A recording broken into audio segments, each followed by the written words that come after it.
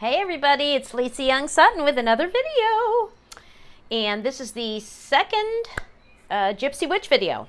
Okay, the first video was the introduction to the Gypsy Witch cards and explaining that they are an offshoot of the Petite Lenormand. And today's video I will be showing how I use the cards in small spreads and further explaining how they are related to the Petite Lenormand. I mean, more and more I'm seeing them as the same system.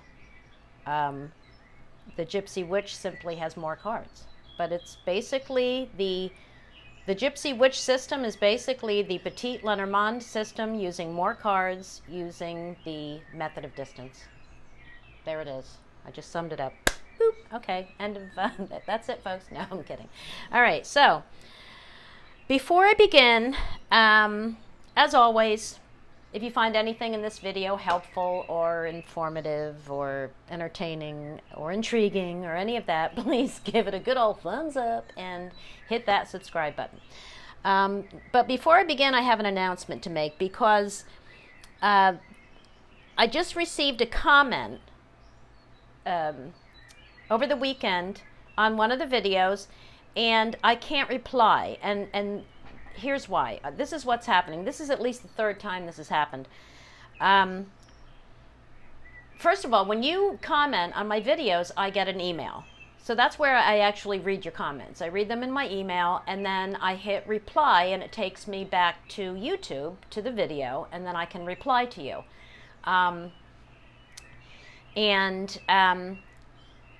All of you use different names in YouTube than you use like on social media, say. So in most cases, I have no idea who you are, all right? Unless you tell me, I don't know who you are. And sometimes you even tell me and then I forget and I still don't know who you are, unless you remind me.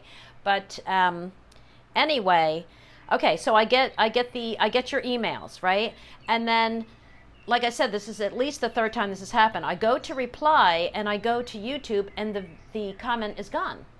It has been removed. Now it's not being removed by me, it's being removed by YouTube, and it could just be an automated thing, and it may even be a setting that I have control over, but being a, techno dud, good luck waiting for me to figure that out. So here's the thing. I think that it's because people, I think the comments that get removed are the ones where people include a link to another YouTube channel video. That seems to be the common thread, okay? And so then maybe YouTube, like I said, it's probably automated. Maybe they see it as spam and they delete it. Because I know if we keep talking back and forth, we can include links, but if it's your original comment, it seems to get removed. So somebody just asked me to watch, it wasn't a Gypsy Witch, it was a Petite Lenormand video, and asked me to look at it and wanted my, just my comment, my opinion. And I would love to give you my opinion. I watched the video. I actually enjoyed that video. Thank you for sending me the link. But I don't know who you are, and I have no way to reply to you. So my point of this is that if you come back and see that your comment was removed, it wasn't by me. And in my description box, in the description box under all of my videos, I have my contact information. So I have my website, lisaloveslenormand.com. You can reach me through the contact page there, or if you're on Facebook, you can send me a private message, and you can send me the link that way, and we can talk about it. Okay, so that's what's happening. All right, that's the housekeeping out of the way. Now, let's talk about the cards. All right, so as I said in the last video, the first Gypsy Witch video, I said that the Gypsy Witch deck is an American offshoot of the Petite Lenormand. So you can basically view the Gypsy Witch deck as an extended Lenormand deck, and the Gypsy Witch system you can see as nothing more than an extended Lenormand deck that uses the original method of distance techniques. That's all it is. Okay, it's really the same system. And that's why I am now including Gypsy Witch videos on my channel, and I will be posting them in Lenormand groups and all of that, because they really are the same. And when I talk about Gypsy Witch, when I talk about method of distance for Gypsy Witch, and when I talk about the cards, you will find them in your Petite, whoops, well, I don't have one here. You will find them in your Petite Lenormand. Not the extra cards, though most of the extra cards you will find in the Maybe Lenormand, and that was all included in the last video, so I'm not going to elaborate anymore on that. Okay, now, there are a few points that I want to make, okay? If you look at the messages on the Gypsy Witch cards, you will see that there are standalone meanings, as well as meanings when the card is near or far from the significator card or from other cards, okay? Those meanings that they give you are no different than the Petite Lenormand method of distance meanings, okay? So it's the same. It's the same thing. Okay, now this brings me to a good point, and that is that many people still believe that you can't read the Petite Lenormand cards singly. And I get asked this all the time, and I'm always having to explain it. So maybe if I explain it in this video, I won't get so many messages. The answer is yes, you can, in many situations, read your Petite Lenormand cards singly. Okay, so let me explain it this way. First of all, the more specific your question and the more context and backstory you have, the fewer cards you need to get an answer, right? I mean, for you professional readers, you can relate to this. You have somebody that comes to you and you say, "Hello, sir, how can I help you today?" And he says, you're the psychic. When you're the psychic, you tell me. Right? You're the fortune teller. You tell me what I want, right? They don't want to give you any information, right? So they're sitting there across from your table and looking at you with this blank look in their face like, come on, tell me something. Well, are you going to lay one card? Well, not if you're a Lenormand reader, you're not. Maybe a tarot reader would, but for Petite Lenormand, you would not lay one card to tell them why they came to you. You would have to lay more cards. In fact, if it's me, I'm going to lay a grand tableau, and then I'm going to look at that grand tableau, and I'm going to tell them everything that's bothering them and on their minds and what they're going through, and I can tell them everything from a grand tableau, right? So, yeah, you know, the fewer cards you have, the more specific your question better be, and the more backstory and context you need. Okay, so that's my first point, is that, you know, fewer cards give you less information, all right? So we're talking about reading single cards here, okay? Now, there are situations where you can very easily use single cards if you have an extremely specific question and tons of context. Yes, one card can answer your question. And think about the many people use a single card to answer a yes/no question too. You know, that's one that's very specific, okay? Now, another point is when I read a narrative line, I'm reading the card singly, right? I'm reading the card like, okay, here's my story starts here with the first card, and then this happens, and then this happens, and then this happens, and then I wind up here. Okay? I'm not joining pairs of cards the way I would in a descriptive reading, or even groups of cards. Right? Because you don't just pair two cards. You can group clusters of cards, you know, to give you a meaning too, right? So, but if you're reading a narrative line, basically you're reading those cards singly. A third situation is where you're laying a spread, where each spread placement has a specific intention, right?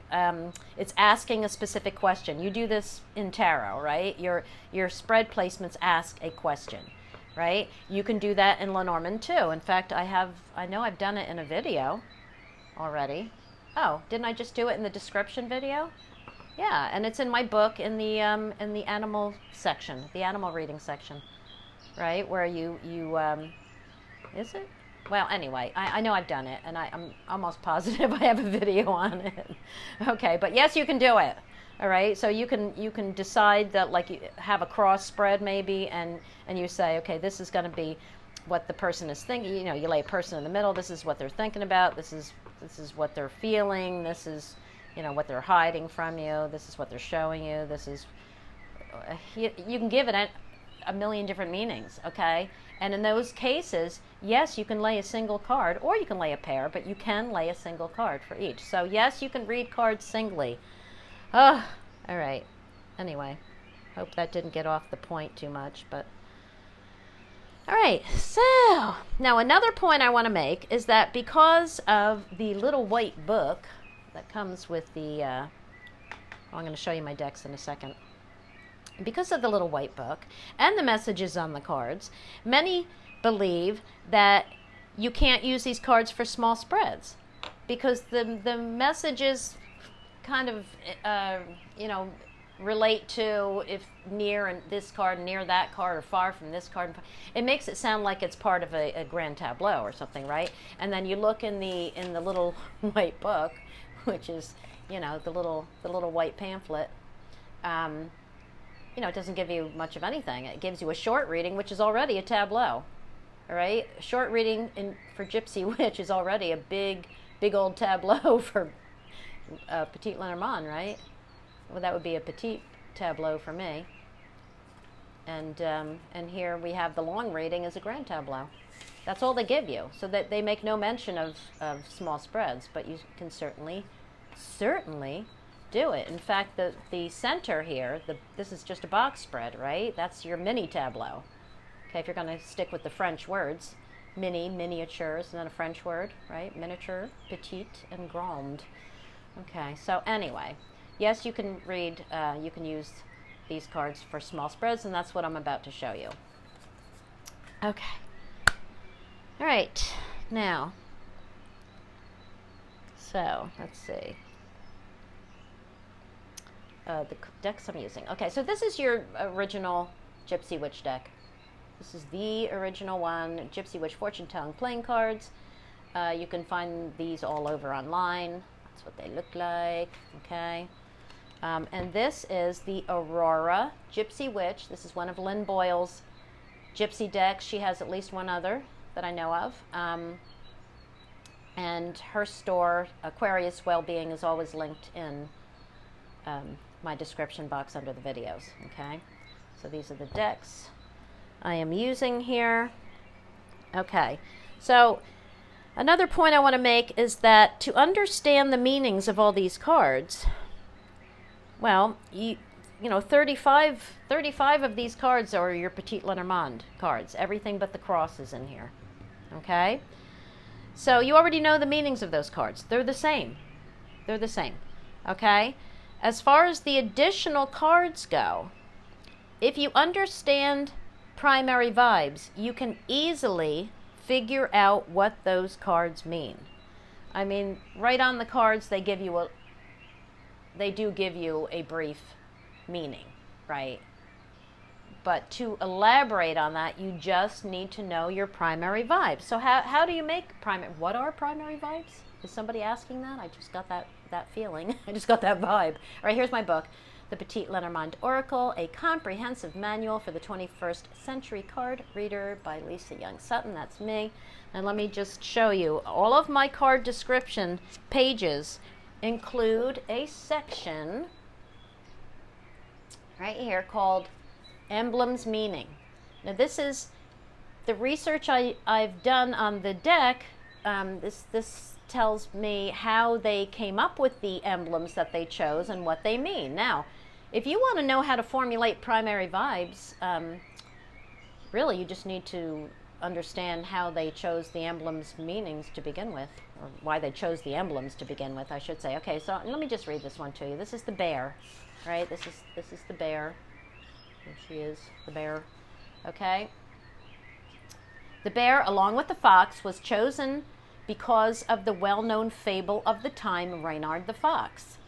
In the story, the fox represents self-interest while the bear represents established power.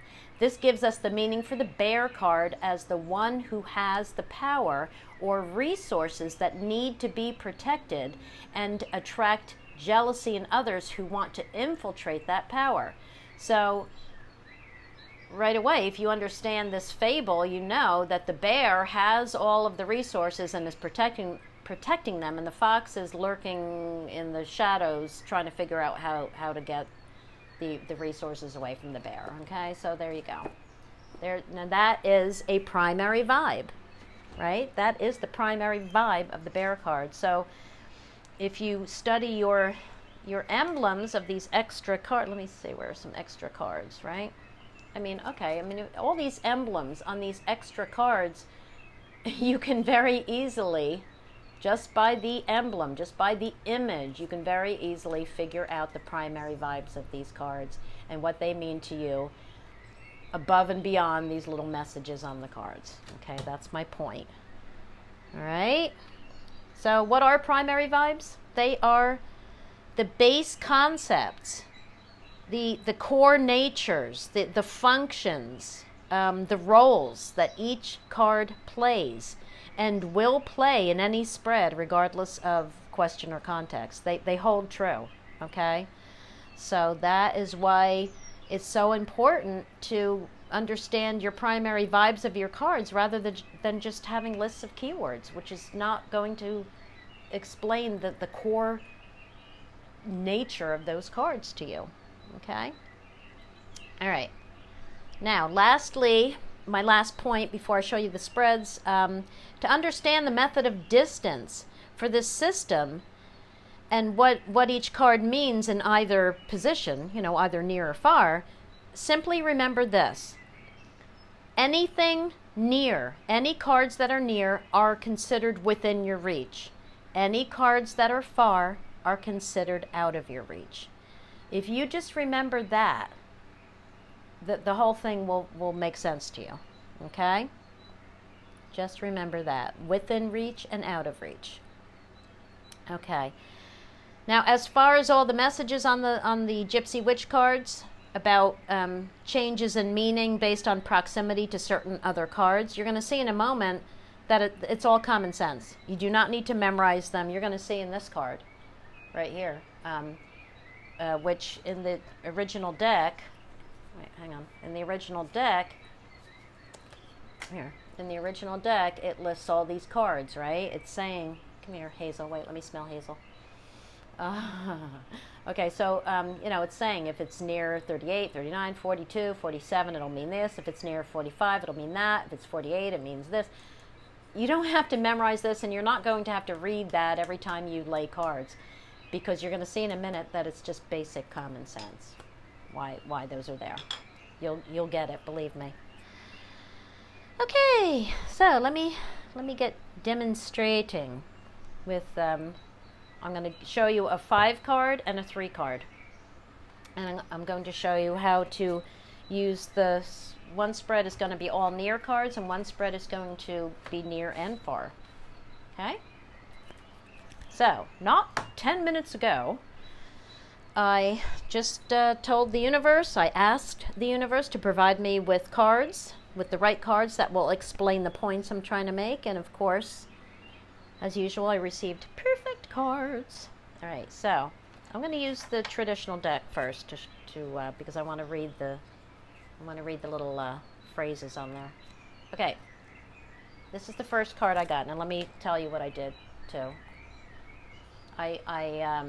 This is going to be a 5-card line for a man who, he's a made-up man, okay, who came to me, who I don't know. I have no context or backstory for this guy, and he gave me no information and just said, well, tell me what will happen today.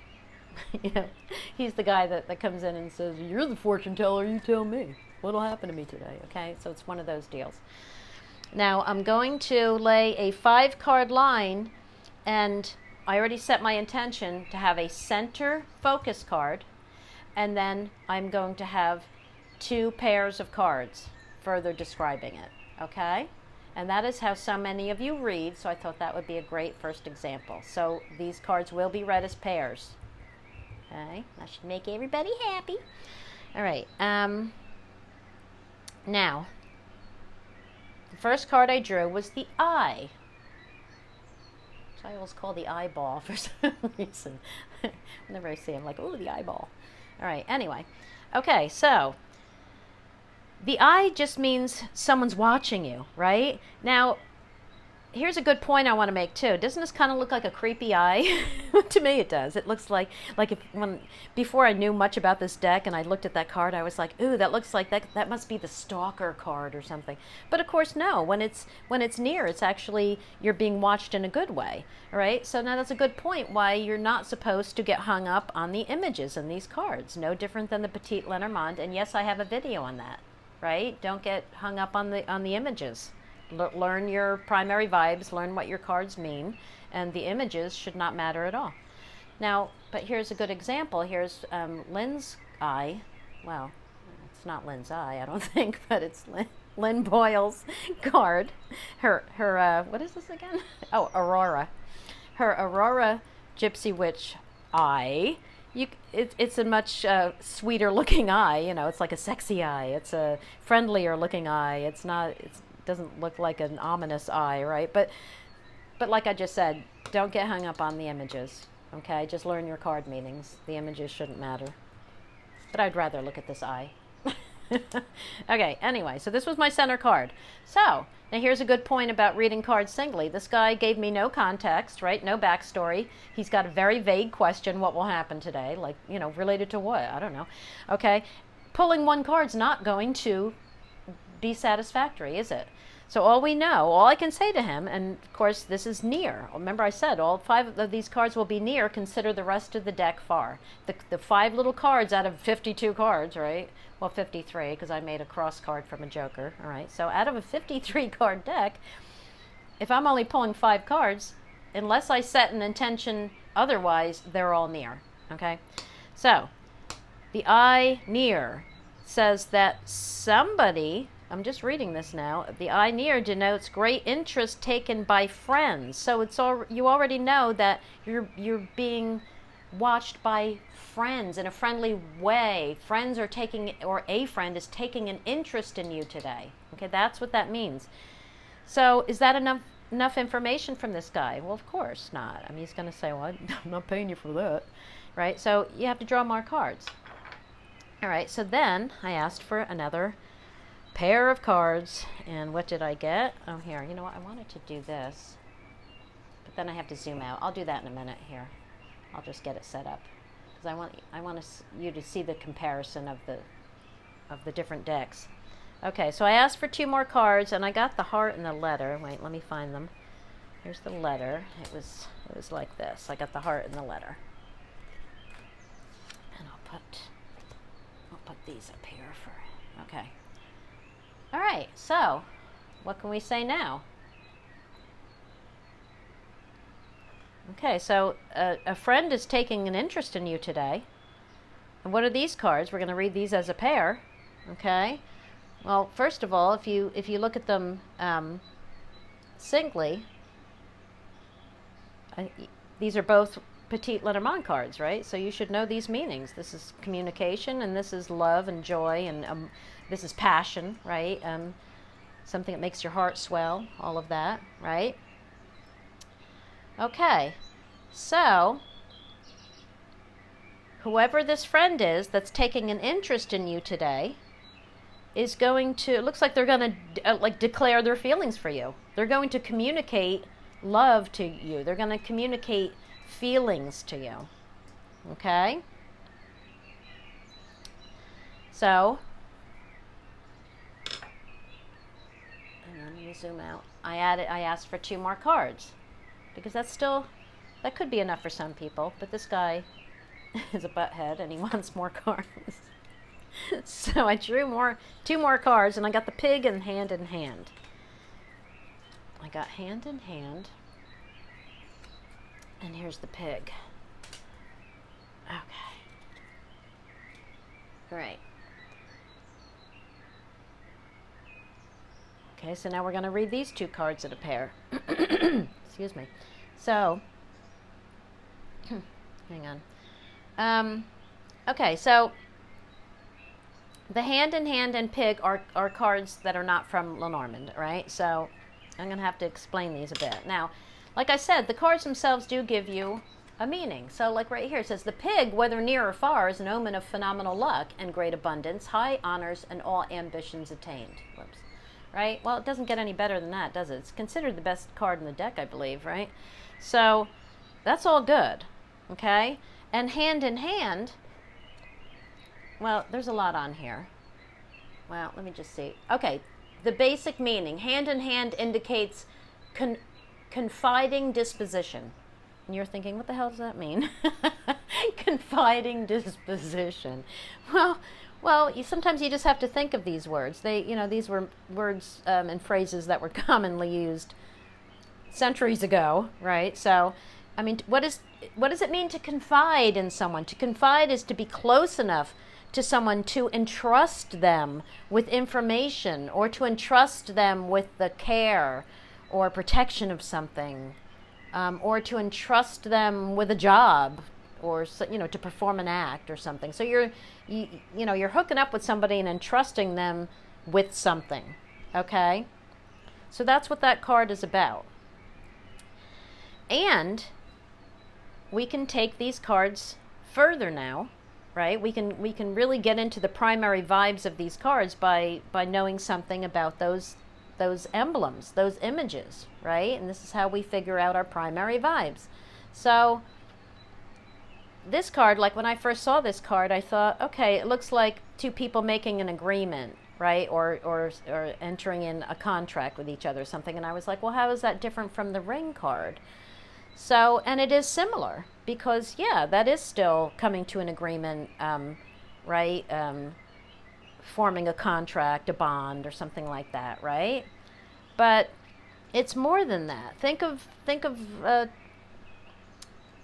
well, that is like when people shake hands, right? That's kind of like what a handshake means, right?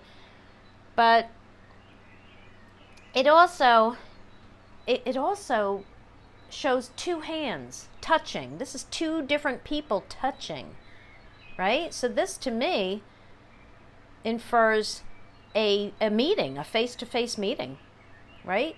Coming together, or at least intending to meet face-to-face, okay? So you could say to your client, well, it looks like you're going to get together with that person today, or at least, make a date to, or intend to, make a plan to. But there's ultimately going to be a face-to-face meeting, otherwise those two hands can never touch. All right. So now the pig. Why did they choose the pig emblem for the best card in the deck? Because these days the word pig is more often used in a derogatory way, right? You call somebody a pig or something, right? Or you're as dirty as a pig, or your room is a pigsty, right? But the traditional meaning of a pig was very different when this deck was made, or what the cards that this deck were based on when those symbols were popular. Okay, what did the pig mean? The pig was a symbol of wealth and abundance. Think of piggy banks, abundance, right? Okay, why do you think people used piggy banks to save their money? Right? And yes, you youngsters, you young whippersnappers out there, yes, coins used to mean something. Coins actually had value at one time. You used to actually be able to buy things with a penny. I remember penny candy. I remember the 5 and dime store. All you needed was 10 cents, and you could probably get 2 toys.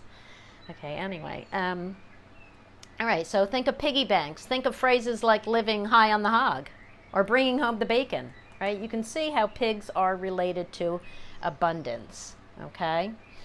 So the pig refers to the good life and having everything you want, and luxury and all that stuff, okay? So what could you tell your client with these two cards, right? I mean, these were clearer, I think, right? Because you're more familiar with these cards. if you're Lenormand readers. Watching my channel, I'm guessing you are. Okay, so, but what can we say with these two cards? Well, you're adding them to this story that you already know. So you already, just go back, just backtrack, and it'll all fall together, right? So you already know that a friend is taking an interest in you today, okay? They want to declare their feelings for you, and they want to hook up with you. They want to meet with you because you fulfill them, right? Because they feel fat and happy when they just think about hooking up with you. You're everything they want. Oh my gosh, right? They have big fat feelings for you. I don't know how else I can say it while still relating it to the pig, but I think you get what the meaning is, right? Okay. Now, a point I want to make is, I wanted to show you Lynn's cards. Here, I will. I'm going to do that. Just so you can see the difference between her cards and the traditional cards, what they look like. Okay, wait. There you go. Okay, so you can see the difference in the images. All right. Okay, now the point I wanted to make was this. Remember I said some of these cards, this is a perfect example. I hope I don't need those anymore. Okay, if you read this card, okay, I already read the confiding disposition thing. Okay, so when in close proximity to 38, 39, 42, or 47, friendship will warm into love. Let's start with that. Remember I said you do not have to memorize those because you're going to see in a minute why they list those cards and that it's just common sense. Okay, wait, what are they? 38, 39. I'm going to use Lynn's cards right here. I got them right here. Okay, we got 38, 39. What was it? 42 and 47. Okay. All right, so remember it said if this is near any of these, friendship is going to warm into love. Okay, now that does not necessarily mean romantic love. Okay, it very well could, especially with some of these cards like this and this. But you know, if it's just with either of these, it could just mean friendship is getting warmer. Your heart is growing fonder, right? Your feelings are getting hotter, right? Yeah, you know what I'm saying. Okay, so if you look at all of these cards, it's saying if the hand in hand is near the heart, friendship is going to turn into love. Well, it's going to definitely become more passionate, more, you know, your heart is going to swell, right? Here we have the Cupid or the Amour, okay? So this is somebody who is looking for love, right? Is looking at you with great love and longing, right? They want to hook up with you, right? That makes perfect sense that would be more than friendship. Okay, this definitely, right? This and this is saying that they want to marry you, basically. They want to make it official, right? They want to sign the piece of paper. Okay, and flames. Now, why did they include flames? Well, look at the card. Good fortune. That's the meaning of the card. It neutralizes evil, the evil of unlucky cards, and increases the value of lucky cards. Yeah, I said that right, didn't I? Okay, and in other words, this is such a fortunate card that if it's near bad cards, it makes them better. And if it's near good cards, it makes them even better because it's like setting everything on fire, right? So why is it so good, you know, if it's near this? Why does this mean that friendship is becoming love? Because it's getting hotter, right? You're getting hot for someone. You're on fire. Your heart's on fire. What? You're not like heartburn. You know what I'm talking about. You're a hunk of burning love. You're burning up with desire. Okay. All right. So that's why they list all those cards. But my point is, if you had, say you laid a cross spread and you had this, I'm going to have to, hang on, I'll fix my camera in a second here. All right. Right? If you laid a cross spread and you had that, And are you going to have to stop and read all these things? No, of course not. You're going to know what this means without reading the little doohickey on here, right? Okay, so that's my point. You don't have to memorize these. If you look up the cards they're referring to, it will make perfect sense. All of this stuff will make perfect sense to you. No memorization is needed. Okay, so now what are the other ones? The other sayings on here. Okay, when near 45, favor will be found with superiors. Okay, so it's talking about superiors. So now we're talking more about work, right? You're not talking about love now, talking about superiors. Oof. Okay, so near 45. And what is 45? Sure enough, 45 is the honors card or the order card. There's a medal. You're receiving a medal. What does that mean? When do you receive medals? To be honored, to be recognized for something you've done, right? You don't receive a medal for just being cute or funny. You receive a medal because you've done something to deserve it. You are deserving of it. You've earned it. It's related to business, okay, or accomplishments like military, something like that, right? And who gives you medals? Not subordinates. Superiors give you medals, not subordinates, right? And that's just what it says. So favor, when these two are together, favor will be found with superiors. They're going to give you a medal. All right? And the last one is when near 48, financial success. Well, you already know that 48's got to be a money card. And sure enough, 48 is the safe. Okay, so when this card is with this one, financial success, right? There you go. Okay, you got the hand in hand, and you got the safe, and you just agreed on, getting richer.